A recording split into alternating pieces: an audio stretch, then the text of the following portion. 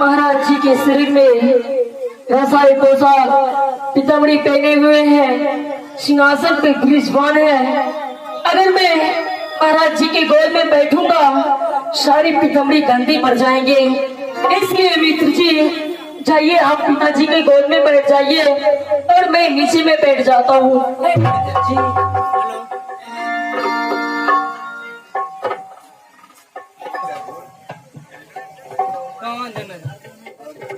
Hello बेटा धर्म, हाँ। किस तरह तुम बात कर रहा है? पुत्र के सामने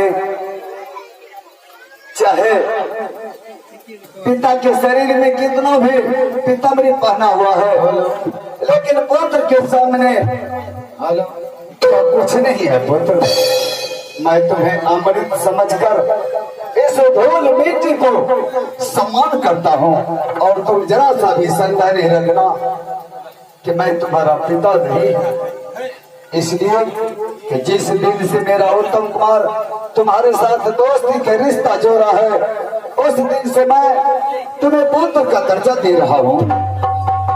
हाँ पुत्र, आओ खुशी से तुम पिता के गोद में दोनों मित्र बैठकर पिता को सजाओ, और तुम्हारे प्यार में दरबार में पिता बहुत खुश रहेंगे। पुत्र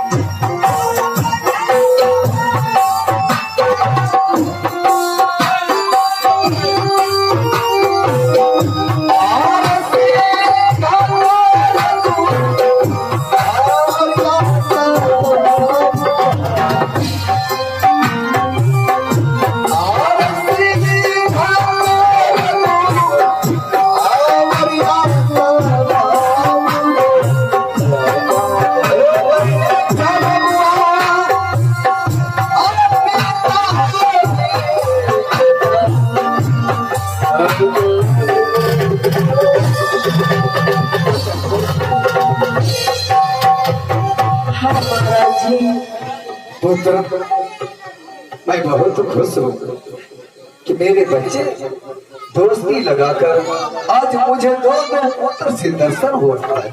तुम जरा सा भी संदेह नहीं रखना कि मेरे शरीर में तुम्हारे शरीर में धूल मिट्टी है। यह धूल मिट्टी को मैं अमृत समझकर सम्मान करता हूँ। और पुत्र, बैठकर तुम दोनों मित्र अपने पिता को सजाओ। बहुत देर से मैं दरबार में तुम दोनों के लिए तरस रहा हूँ।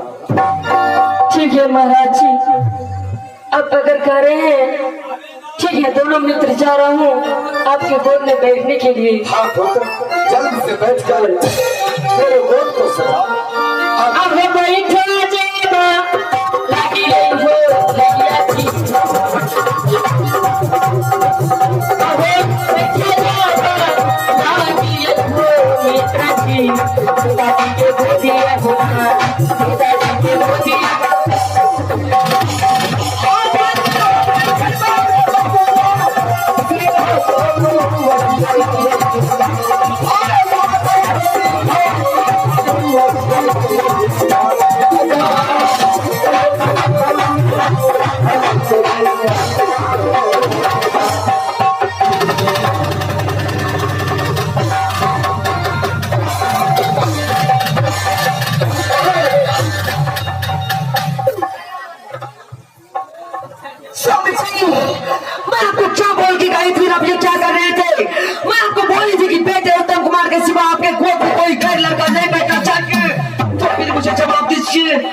वाला कौन है?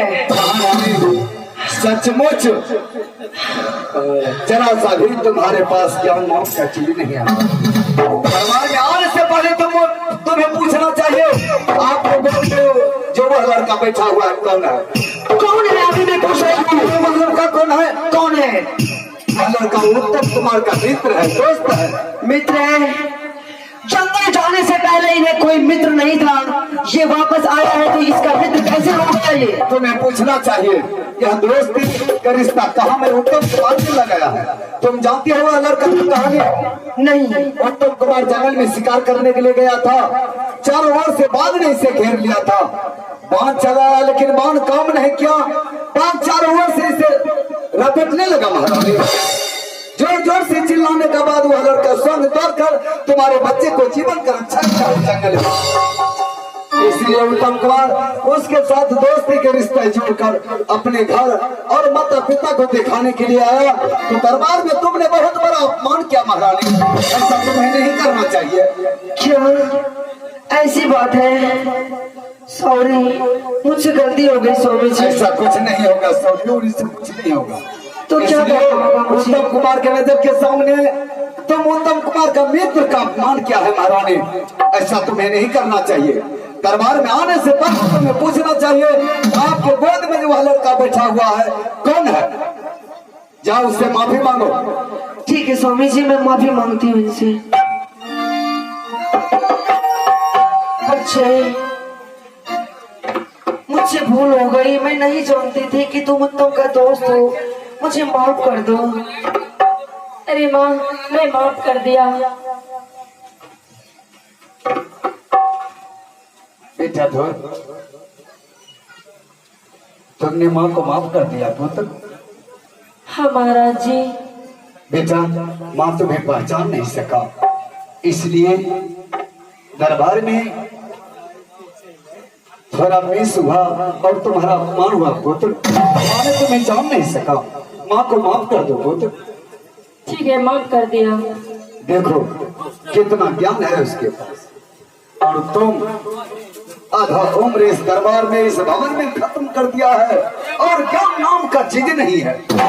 स्वामी जी, लेकिन चाय ठंडी हो जाएगी, आप जाइए चाय पीने के लिए, चाय तैयार है। मैं जा रहा हूँ चाय पीने के लिए, लेकिन इसे सुंदर ऐसा भोजन खिलाकर और नए नए वस्त्र पहना कर ही दरबार से विदाई कर। ठीक है स्वामी जी। बेटा उत्तम कुमार, पिताश्री, मैं जा रहा हूँ और अपने मित्र को सुंदर ऐसा भोजन खिलाकर नए वस्त्र पहनाकर दरबार से विदाई कर। ठीक है पिताश्री।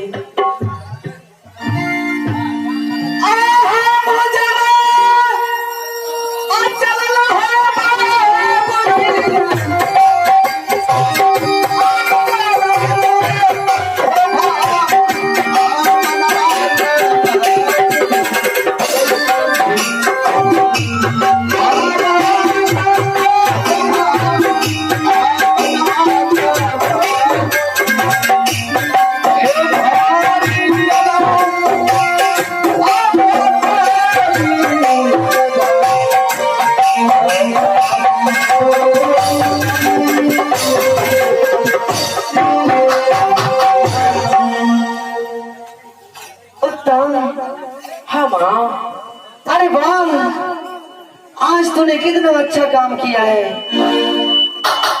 तुम मित्रता करके अपने मित्र को बाहर ले आए हो, ये बहुत सुंदर काम है। हाँ माँ, तुम्हारा मित्र कितना भोला भाला है। अरे माँ, ओह, तुम्हारे मित्र का पूरा शरीर बिल्कुल मोती की तरह चमक रहा है। इतना बड़ा बड़ा लकीर, वाह उत्तम। हाँ माँ, अरे अपने मित्र को, अपने मित्र को पहली बार अपना ही राजमहल दिखाने के लिए लाए हो, तुम अपने माता पिता से इसे मिलाने के लिए लाए हो। हाँ माँ, लेकिन अभी तक इसका कुछ स्वागत नहीं कर रहे हो, क्या बात है? स्वागत? हाँ, मैं कुछ समझा नहीं माँ। उत्तम, अपने मित्र के लिए जाओ महल से गरम गरम नाश्ता लेके आओ। ठीक है माँ, मैं भी जा रहा हूँ महल और नाश्ता लाने।